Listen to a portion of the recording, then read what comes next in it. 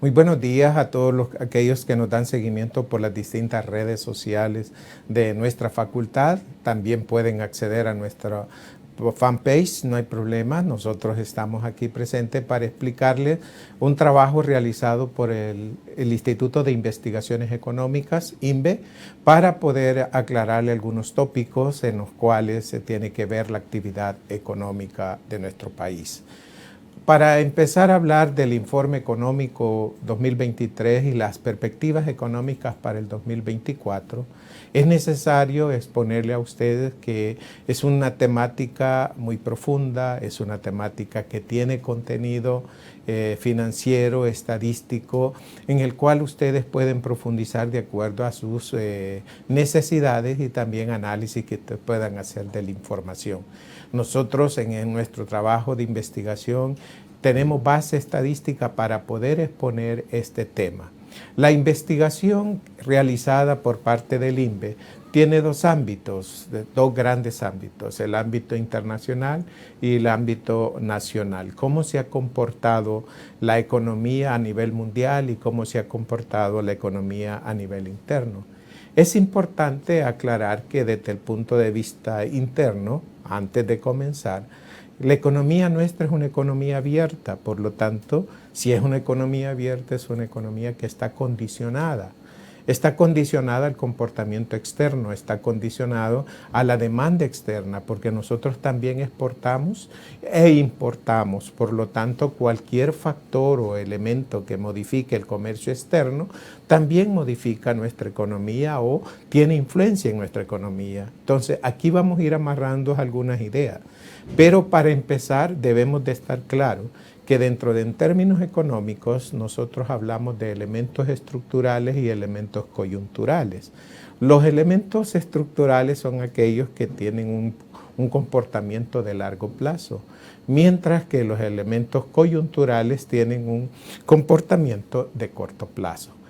Para empezar, nosotros tenemos un objetivo y el objetivo nuestro es dar a conocer este informe, que es un trabajo realizado por un conjunto de profesionales, los cuales tienen mucho conocimiento en el área estadística económica y que tienen que visualizar también líneas bases.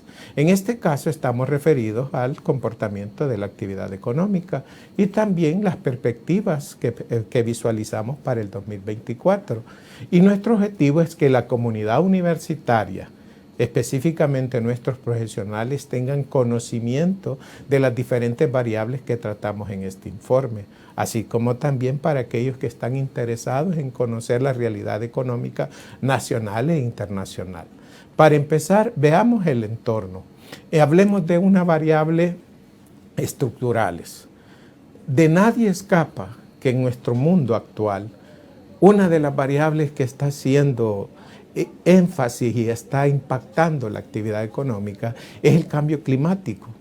El cambio climático está afectando la sostenibilidad de la economía y la sustentabilidad de la economía.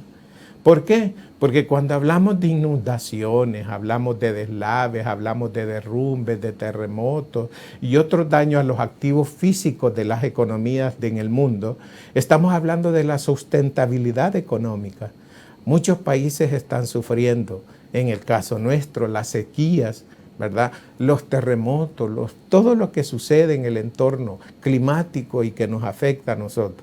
En este caso, las sequías, como ustedes sabrán, el año recién pasado nosotros tuvimos una sequía larga que afectó los cultivos, que afectó la producción de cereales y específicamente los de la canasta básica o los productos que forman parte de la canasta básica como el frijol, el maíz y otros más que forman parte de nuestra dieta alimentaria. Eso afectó y así como a nosotros ha afectado a otros. El problema es la sostenibilidad en el tiempo, es decir, en el largo plazo muchas economías, incluyendo la nuestra, están siendo afectadas por el cambio climático, es decir, el cambio climático nos está llevando a tener problemas con la seguridad alimentaria. Entonces, grandes conglomerados poblacionales se están quedando dañados en estos momentos y eso nos está llevando a otro problema, el problema migratorio.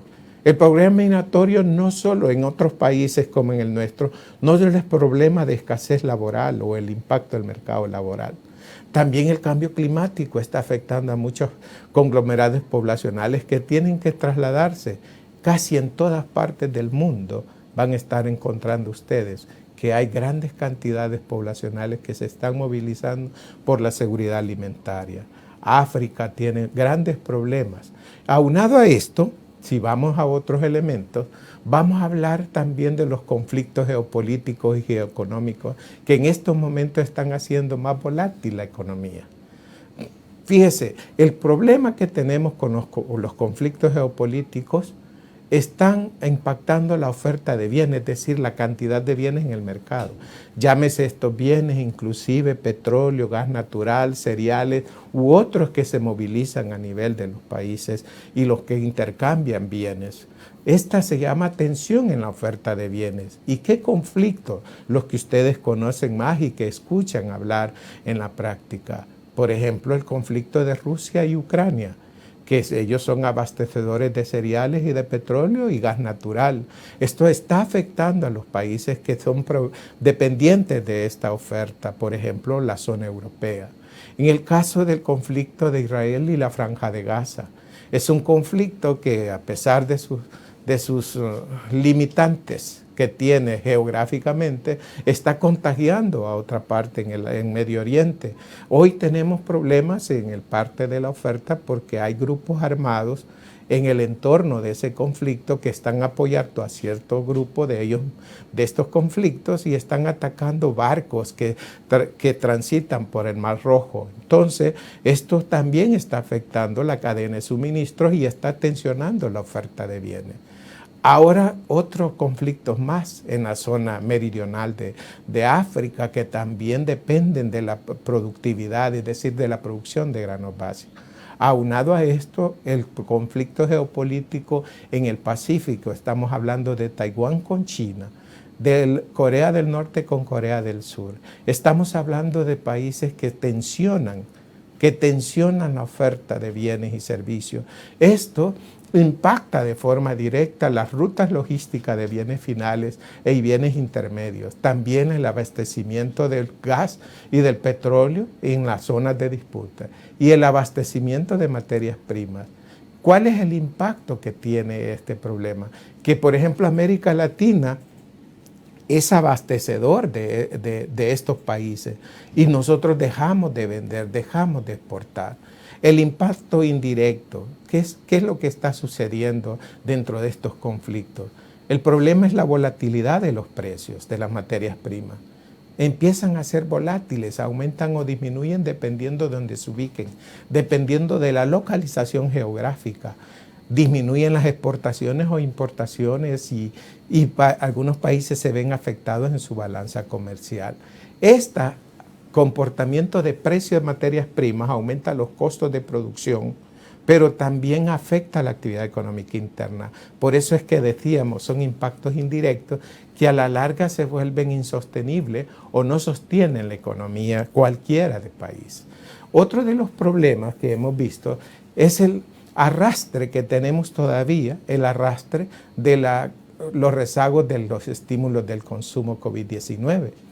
¿Por qué? Porque sucede que los estímulos para atender el COVID-19, que fue una parte de que se dio financiamiento a las familias para mantener el consumo, provocó un descalce. El descalce que ya venimos viendo en la oferta, es decir, se dejó de producir, pero la gente confinada se empezó a demandar. Entonces se acabaron los inventarios. Al acabarse los inventarios, lo que sucede es que las economías dejaron liquidez en el mercado. Al dejar liquidez en el mercado, aumentaron los precios. Entonces, el exceso de liquidez provocó altas tasas de inflación en diferentes economías. Estas tasas de inflación, que son altas, han causado medidas económicas y han vuelto rígida la política monetaria. Una política monetaria restrictiva que quiere restringir el consumo para disminuir los precios y la tasa de inflación.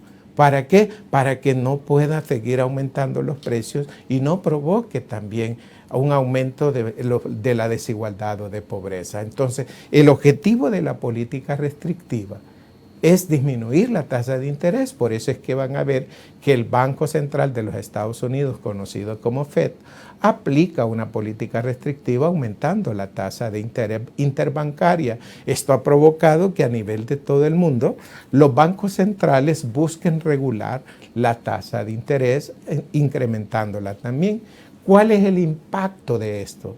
Bueno, como se encarece el crédito, hay una menor inversión privada, y como disminuye el consumo por medio del crédito, impacta y la crisis bancaria se ve fragmentada. ¿Por qué? Porque el sistema financiero no tiene liquidez de nuevo. Entonces es una bola de nieve que te va afectando la actividad económica. Tenemos ya este proceso coyuntural que es la tasa de interés, pero también tenemos problemas con geoeconómicos. Por ejemplo, China. China es un país que sigue creciendo, pero ahora a tasas menores. Pero ¿cuáles son los principales problemas que tiene China en la actividad económica? En primer lugar, China tiene una crisis demográfica en estos momentos. La población se está envejeciendo y necesita incentivar la tasa de natalidad para tener mano de obra productiva dentro de un lapso de 10 años. Es decir, tiene que incrementar la tasa de natalidad, ya porque se está envejeciendo y eso hace perder productividad económica. La población económicamente activa tiende a disminuir su productividad. Otro de los grandes problemas que recientemente ustedes que pueden leer en los periódicos es la crisis mobiliaria. Recientemente Evergrande acaba de declararse en quiebra por fraude procesal en sus ingresos. Entonces cerca de 378 mil millones de dólares fueron evaluados por parte de los mismos chinos y se cree que es un fraude financiero que ha habido ahí. Ellos tendrían la mejor manera, ustedes pueden buscar las estadísticas y verán que es un problema para la construcción, es un problema de construcción. Otro de los grandes problemas que tiene China es el endeudamiento de sus ayuntamientos o de sus regiones municipales que están endeudadas, y esto los ha hecho que aumente la presión del servicio a la deuda. Y esto también hay otro factor, que como su población se está envejeciendo, hay debilidad del consumo interno en estos momentos. Entonces están cayendo. Aunado a los problemas geopolíticos, de los conflictos armados y del servicio que existe para la logística de las cadenas de suministro, esto ha provocado que haya una caída de exportaciones y aumente de los costos. Y entonces, al aumentar los costos, lo que ellos han hecho es disminuir las importaciones de bienes intermedios, bienes finales, y esto causa una crisis en los países relacionados, específicamente los países latinoamericanos, que se han visto incrementados con su actividad de comercio externo. Otra de las áreas que a nosotros nos interesa analizar es el rompimiento del milagro económico europeo. Es decir, la política monetaria restringida y el aumento de las tasas de interés ha hecho que la actividad industrial disminuya, más la disminución de la demanda externa, el aumento de la actividad del sector servicios ha hecho que la inflación, si bien es cierto, disminuye por la política restrictiva, pero hay una menor actividad económica y esto hace que las importaciones disminuyan. ¿Por qué nos interesa en el caso de nosotros como salvadoreños analizar la economía china y la economía europea? Pues porque son nuestras fuentes de proveedores o también demandantes de nuestros productos, específicamente el sector europeo, que tenemos hasta un tratado de preferencialidad para entrar nuestros bienes al mercado. Entonces, eso es importante analizar. Por otro lado, cuando digo la política restrictiva, vamos a ver que las principales tasas de interés han ido disminuyendo y otras aumentando. Recientemente, si ustedes ven para el 2023, la Unión Europea tenía una tasa de 4.5, mientras que Estados Unidos tenía 5.5 y Sudáfrica, que es parte de los BRIC, tenía 8.25. Japón tenía una tasa negativa para incentivar la inversión. Pero ¿qué ha sucedido recientemente? Dado los procesos restrictivos de la política restrictiva monetaria aplicada por el Banco Central de Japón, Hace aproximadamente una semana Japón decidió aumentar la tasa interbancaria también para disminuir los precios internos, para incentivar el consumo interno también de Japón. Eso es importante. Estos son datos específicos tomados de los bancos centrales de esos 5 países, porque estamos incluyendo China, que se ha mantenido en 3.45% su tasa interbancaria.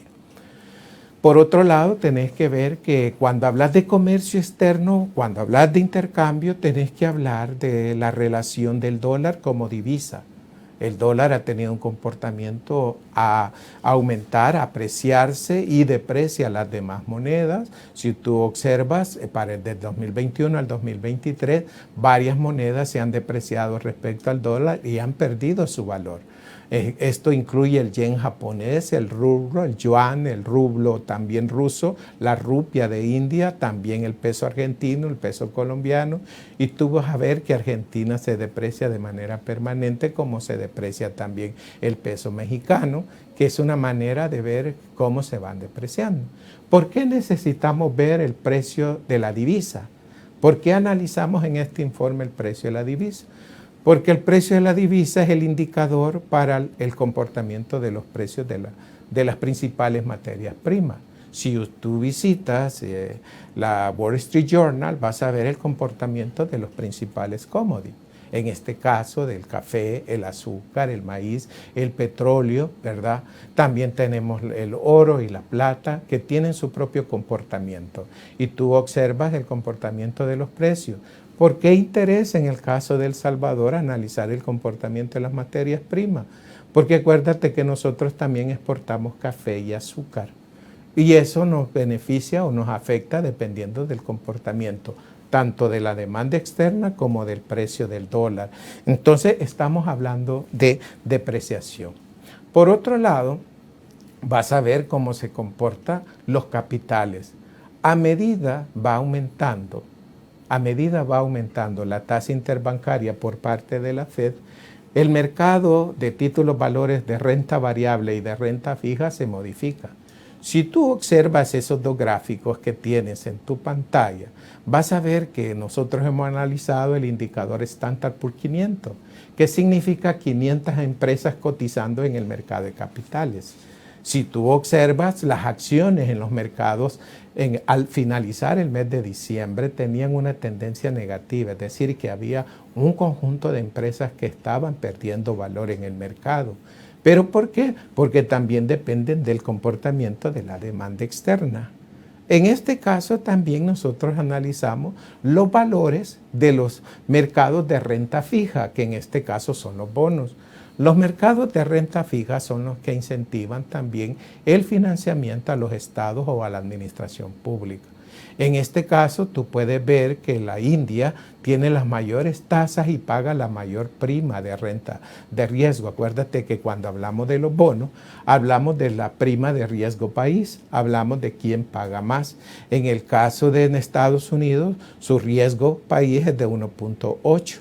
En el caso de Suiza, usted puede ver que son economías de protección de inversionistas. Hasta el riesgo es negativo, significa que el inversionista paga por comprar esos bonos. Se venden sobre la par. ¿Por qué se venden sobre la par? Porque la prima de riesgo es negativa. En cambio, la India está pagando una prima alta de 5.2% sobre la tasa que está pagando. ¿Por qué? Porque estamos hablando del riesgo país, estamos hablando de la economía del sistema, estamos hablando del riesgo sistémico que le conocemos dentro de los activos de renta fija. También en este informe analizamos el comportamiento del crédito mundial y vamos a ver que el crédito mundial se encuentra específicamente en Europa. Entonces, eso y otras cosas más dentro del análisis del informe lo van a encontrar lo que se conoce como análisis externo. Pero vámonos a donde nos interesa. Veamos el entorno interno. Desde el punto de vista del entorno interno, la actividad económica muestra indicadores positivos. De forma general son sectoriales. ¿Qué sectores muestran comportamientos positivos? Es el sector servicio, el sector comercio y el sector construcción.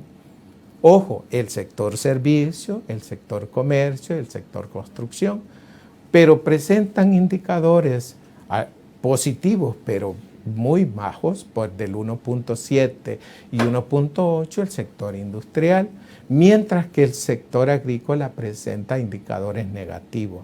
Al mes de diciembre presenta indicadores de menos 3% en la tasa interanual, producto del comportamiento tanto de la demanda externa como del comportamiento de los precios internos. Acuérdense que los costos de producción han aumentado debido a que también hemos tenido influencia en el comportamiento de los precios de la gasolina y otras más.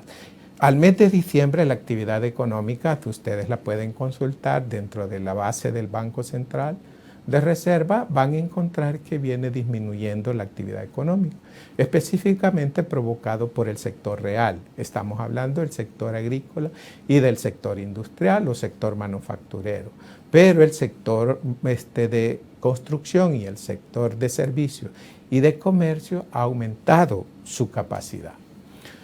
Por otro lado, en nuestro país el empleo sectorial crece, está creciendo, pero se deprimen los salarios.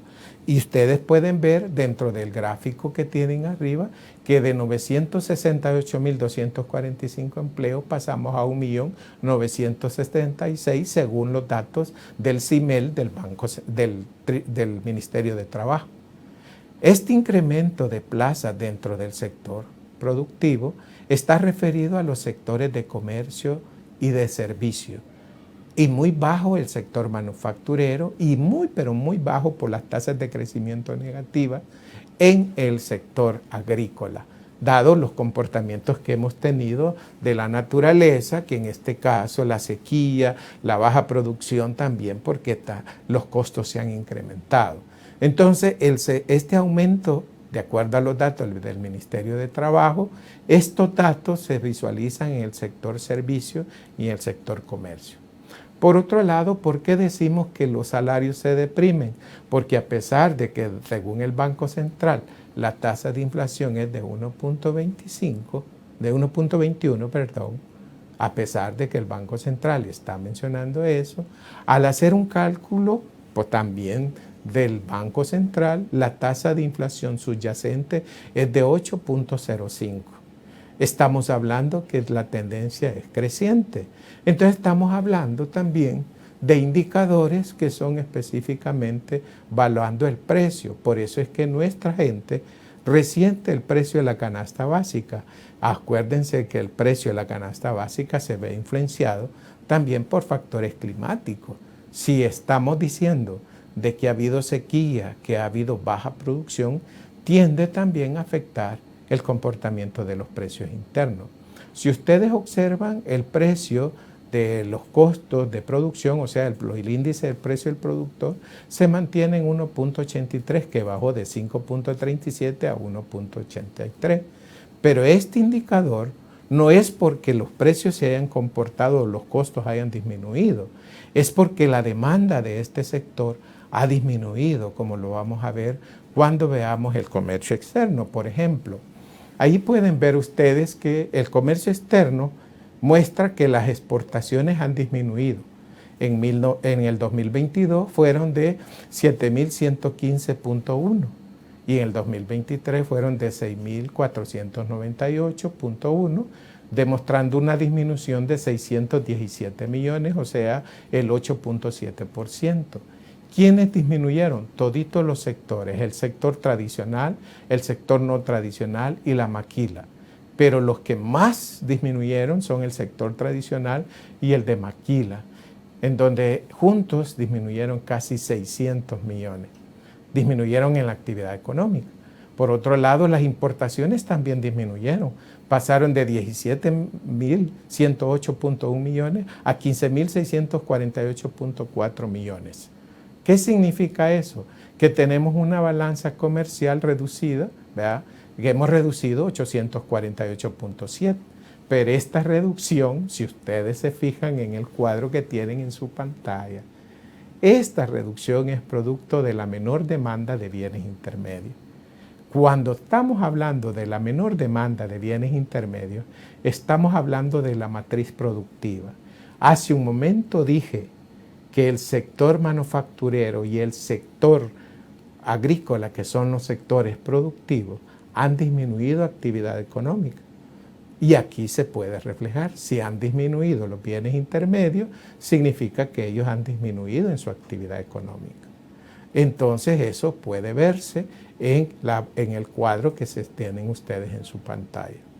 Por otro lado, si miramos las relaciones de intercambio, vamos a ver ustedes que nuestros principales socios económicos, ¿verdad?, son Estados Unidos y Centroamérica. En este caso, según los datos del Banco Central, China nos compra 11.3 millones de dólares, según los datos, pero nosotros le compramos 2.846.9 millones, 2.384.5, perdón. No hay una relación comparativa, pero para que vean ustedes cómo están las importaciones y cómo están las exportaciones. Al ver esos dos cuadros que tienen ustedes en su pantalla, estamos visualizando, ¿verdad?, que las exportaciones y las importaciones muestran en términos de intercambio una menor actividad económica. Por otro lado, si nosotros nos seguimos con nuestra política económica, vamos a hablar que la situación fiscal muestra un crecimiento de los compromisos del servicio de la deuda pública y del gasto corriente. Hay un desfinanciamiento del gasto de capital, producto de que nosotros no tenemos ingresos de capital, porque no tenemos ingresos de capital excepto cuando vendemos algún activo, ¿verdad?, o algún activo fijo que nosotros queramos, que la administración pública vende, pero de ahí no tenemos. Entonces, ¿quién financia el gasto de capital? La cuenta corriente. Si ustedes observan el balance que les presentamos, es un balance de fuentes y uso, en donde el saldo de la cuenta corriente es positivo de 643 millones, con un incremento de 343 millones. Estos incrementos es producto del aumento de los ingresos tributarios. Los ingresos tributarios han crecido en 293.4 millones, que son los que han sostenido la actividad fiscal. Por otro lado, el gasto corriente, ¿verdad?, ha disminuido, ¿verdad?, en términos de intereses, pero tiene un aumento de 190.2 millones, ¿verdad? Lo que ustedes pueden ver que lo que ha aumentado dentro del sector público es el consumo del gasto corriente, que ha aumentado 425.1 millones. Esto nos da un saldo de cuenta corriente positivo, que es lo que sirve para financiar el saldo de la cuenta de capital, que es de 1.451.0 millones. Esto se refiere a la inversión bruta, a la transferencia de capital. La diferencia entre la cuenta corriente y la cuenta de capital nos da un déficit fiscal de 808 millones. ¿Cómo ha sido cubierto este déficit? Con 706.7 millones internos, hemos utilizado financiamiento interno, y también con desembolsos de 1.173.8 millones, pero de este desembolso externo hemos pagado 1.093 millones. ¿Qué significa? Que nosotros tenemos un déficit estructural de 20.5 millones. Si ustedes observan, esto lo está en el Banco Central, es un ejercicio financiero fiscal propio del Banco Central, y ustedes pueden ver que el servicio de la deuda, como lo decimos nosotros, son 1.330.7 millones más 1.093 millones, que equivalen cerca de 2.400 millones de dólares solo en servicio de la deuda. Por eso es que decimos que el servicio de la deuda va aumentando, y va aumentando por el saldo de la deuda. Por otro lado, también el gasto corriente aumenta, y esto provoca desfinanciamiento en el capital. Por eso decimos eso. Por otro lado, si hay un aspecto importante, que es la dinámica real de la economía, que en este caso se refiere a la inversión. Si ustedes se fijan, se ha habido una inversión, un programa de inversión de 2.652.2 millones, y se han ejecutado 965.4 al mes de noviembre.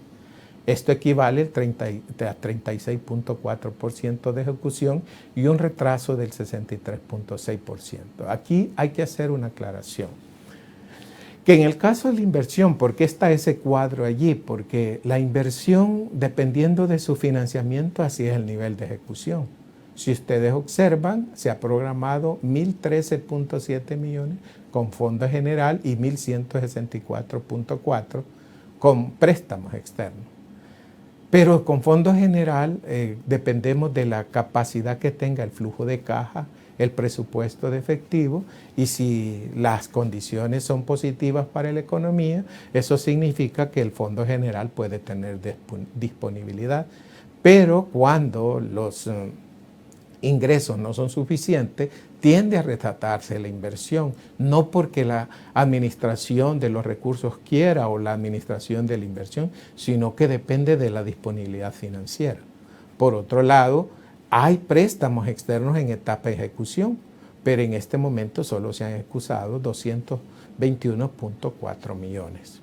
Entonces la inversión es parte de la ejecución real de la economía, pero muestra ese retraso que para el 2024, esas son las perspectivas, se espera que crezcan más. Por otro lado, es necesario hacer la aclaración que el servicio de la deuda va creciendo porque el saldo de la deuda también va creciendo. Allí pueden ver ustedes en la gráfica verde, hay un saldo sin costo previsional que es de 20.097.64 de acuerdo a las técnicas financieras, y ya con el costo previsional sube a 29.592.21. Eso significa que el saldo de la deuda tiende a crecer. ¿Por qué nosotros le aumentamos el costo previsional al saldo de la deuda pública? Porque el saldo de la deuda pública, quiera o no, de la deuda previsional, perdón, fue aceptada bajo un marco legal en su momento por la ley SAP, que le dio vida a los certificados de inversión previsional, y por lo tanto, si eso le dio vida, fuerza es un compromiso de la hacienda pública y específicamente de la administración pública. Por lo tanto, tenemos que tomarla en cuenta, ¿verdad? ¿Por qué? Porque es un compromiso que fue aceptada en su momento por un marco jurídico existente. Por supuesto que en estos momentos existe una nueva ley SAP y ellos tienen esta nueva ley tiene el mecanismo para tratar la deuda previsional. Al visualizar esto también, si la deuda pública va creciendo, era lo que mencionaba hace un momento. Era lo que mencionaba del crecimiento del servicio de la deuda pública en el siguiente gráfico. Y es que los intereses y la amortización ha ido creciendo. Acuérdese que en el 2023 la amortización es alta porque en el mes de enero del 2023 se vencieron unos títulos valores y la administración financiera de nuestro país tuvo que hacer artificios financieros para pagar o para cumplir con los mecanismos de solvencia de la deuda de amortización.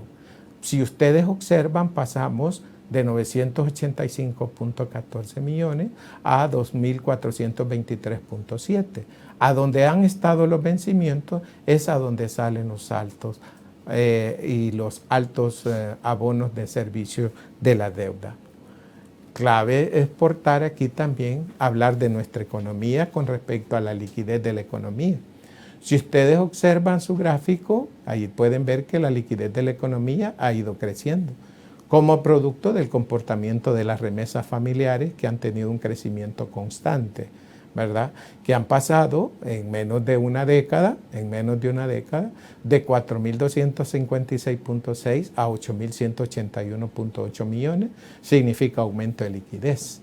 Pero si ustedes observan también, ¿qué se hace con esa liquidez?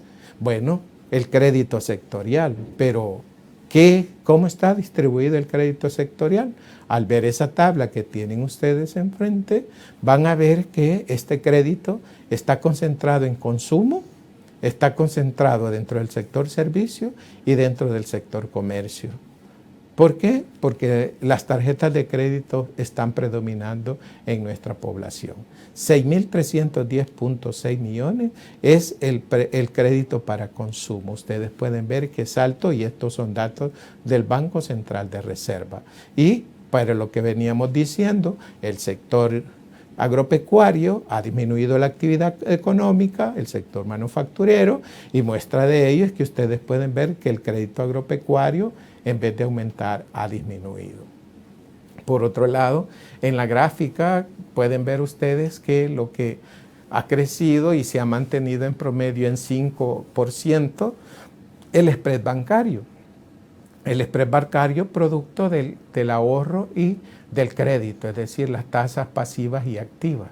La tasa activa se ha mantenido entre 10.5 en promedio, 10.5 durante todo el año del corriente 2023 y han estado fluctuando a pesar de que ha habido aumento de las tasas de interés por parte de la banca internacional. Aquí se ha mantenido en 10.5, pero esto es porque ha disminuido también el comportamiento de las tasas pasivas. Entonces, ustedes pueden ver que una fuente de financiamiento son las remesas familiares. Al finalizar nuestro informe, nosotros tenemos algunas consideraciones. Dentro de estas consideraciones, nosotros decimos que la economía mundial muestra signos positivos de recuperación, pero están disminuyendo los procesos inflacionarios, pero si continúa el exceso de liquidez, no va a disminuir. Muestra de ello es que en los últimos 2 meses Estados Unidos ha vuelto a tener aumento de inflación. Por otro lado, los precios de los alimentos no disminuyen, lo que presiona el costo de la canasta básica en las familias, lo que aumenta la brecha de desigualdad social. Para nosotros, que aumenten los precios de la canasta básica, los alimentos de la población, habrá momentos determinados que la brecha de desigualdad social, los indicadores de pobreza seguirán aumentando. Quiera si o no, los conflictos armados externos a la economía salvadoreña están contagiando a la economía salvadoreña, porque todo depende del factor externo. Muestra de ello es el comportamiento del precio del galón de gasolina, que ha sufrido variaciones producto del comportamiento de los precios externos. Los problemas climáticos también están afectando la producción agropecuaria, la sequía y la falta de lluvia en varias zonas del país. Esto no ha permitido la realización de la producción postrera. Ustedes saben que en el mes de septiembre y octubre se realiza la producción postrera y de acuerdo a los organismos relacionados con la producción agrícola no se aumentó, por lo tanto tenemos como perspectivas que haya un aumento de precio. Por otro lado, el costo energético está aumentando, los costos de producción, el sector fiscal también se ve afectado por los procesos inflacionarios, dado el comportamiento de la economía.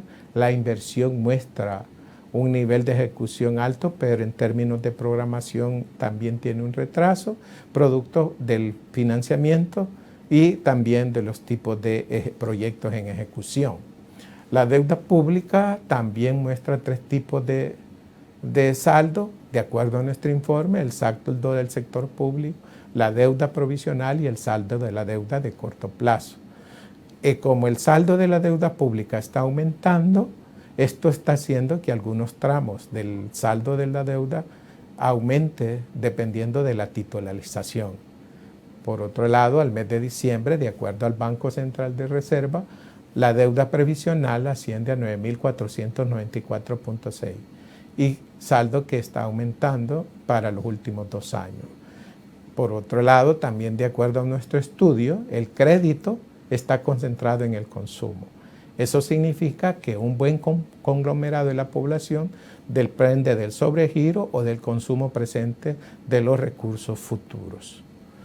Las perspectivas, si ustedes observan, en el mundo se tiene una perspectiva de crecimiento para el 2024 de 2.4 según el Banco Mundial, según el Fondo Monetario de 3.1 y según la OCDE de 2.9.